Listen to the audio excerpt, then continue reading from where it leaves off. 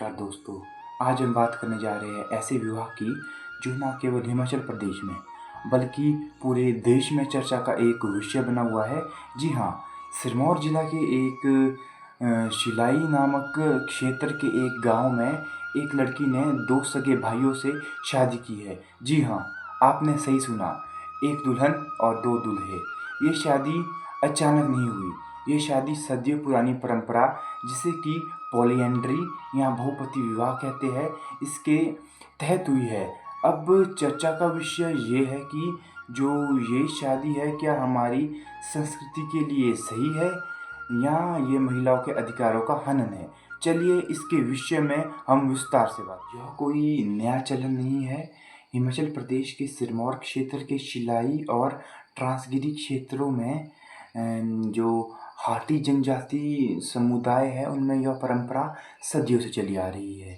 इस परंपरा को निभाने के पीछे के अहम कारण ये थे कि इससे जो खेती योग्य ज़मीन थी उसका बंटवारा नहीं होता था, परिवार में एकजुटता रहती थी और जो परिवार के सभी भाई हैं उन्हें पत्नी का साथ मिलता था।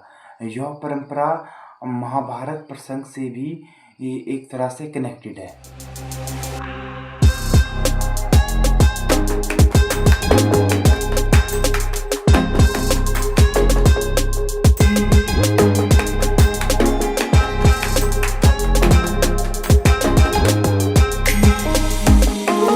समाज पर प्रभाव, यदि हम बात करें कि जो आज का समाज है जिसे हम मॉडर्न सोसाइटी का नाम देते हैं, उसमें यह जो इस प्रकार की शादी है ये सही है या गलत है।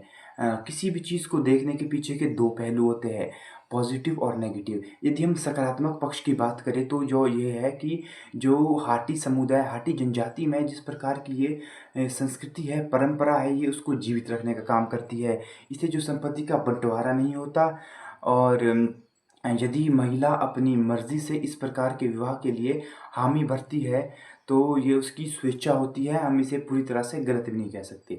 अब हम दूसरी बात करें जो इसका नेगेटिव पक्ष है, जो इसका नकारात्मक पहलू है, वो ये है कि जो इस प्रकार का विवाह है उसे कभी भी कानूनी रूप से वैधता प्राप्त नहीं हो सकती। इससे बच्चों की पहचान और संपत्ति के बंटवारे में भी बाद में परेशानी आ सकती है। इससे जो महिला है उसकी सम्मान को क्षति पहुंचती है, वो मानसिक रूप से और सामाजिक रूप से अपने ऊपर दबाव महसूस करती है और इस प्रकार का जो विवाह है यह रीति रिवाज के नाम पर महिलाओं के शोषण करने का भी कार्य करता है। अगर ये विवाह सबकी स्वेच्छा मर्जी बिना किसी सामाजिक व पारिवारिक दबाव से हो रहे हैं तो इस प्रकार के विवाह को पूरी तरह से गलत भी नहीं कह सकते। परंतु अगर हम दूसरी साइड देखें, यदि इस प्रकार के जो विवाह है महिलाओं की इच्छाओं के विरुद्ध हो रहे हैं, सिर्फ़ और सिर्फ परंपराओं को निभाने के नाम पे हो रहे हैं, तो ये पूरी तरह से गलत ही नहीं बल्कि अमानवीय भी है। सही गलत का फैसला रीति रिवाजों के आधारों पर नहीं बल्कि स्वतंत्रता, स्वेच्छा व समानता के आधार पर होनी चाहिए। तो दोस्तों, इसमें आपका क्या मानना है? क्या इस प्रकार की शादियाँ आज के समाज में स्वीकार्य है? क्या इस प्रकार की शादियों के बाद हमें अपने समाज पर गर्व करना चाहिए या इस प्रकार की जो शादियाँ है ये बदलते समय में एक रुकावट है? अपने ओपिनियन कमेंट में ज़रूर दीजिएगा और यदि आपको ये वीडियो पसंद आई तो इस वीडियो को लाइक कीजिएगा, कमेंट कीजिएगा और जो हमारा यूट्यूब चैनल है रोहित वर्धान उसे सब्सक्राइब कीजिएगा। धन्यवाद।